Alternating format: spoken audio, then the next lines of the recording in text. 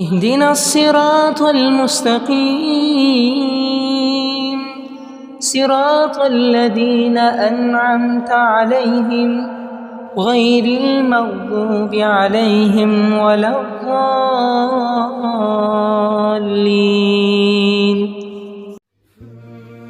شروع کرتا ہوں اللہ تعالیٰ کے نام سے جو بڑا مہربان نہایت رحم والا ہے۔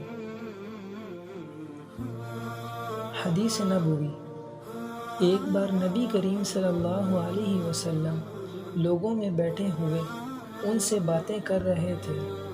اتنے میں ایک دیہاتی آپ کے پاس آیا اور پوچھنے لگا کہ قیامت کب آئے گی۔ آپ صلی اللہ علیہ وسلم اپنی گفتگو میں مصروف رہے۔ بعض لوگ جو مجلس میں تھے کہنے لگے، آپ صلی اللہ علیہ وسلم نے دیہاتی کی بات سنی لیکن پسند نہیں کی، اور بعض کہنے لگے کہ نہیں بلکہ آپ نے اس کی بات سنی ہی نہیں۔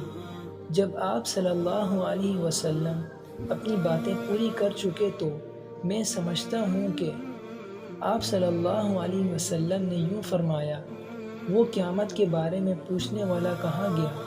اس دیہاتی نے کہا، یا رسول اللہ، میں موجود ہوں۔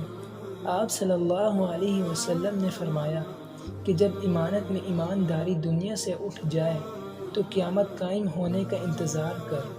اس نے کہا، ایمانداری اٹھنے کا کیا مطلب ہے؟ آپ صلی اللہ علیہ وسلم نے فرمایا کہ جب حکومت کے کاروبار نالائق لوگوں میں سونپ دیے جائے تو قیامت کا انتظار کر۔ صحیح بخاری، حدیث نمبر 59۔ پیارے دوستو، اللہ تعالی ہمیں اس حدیث میں عمل کرنے کی توفیق عطا فرمائے، آمین۔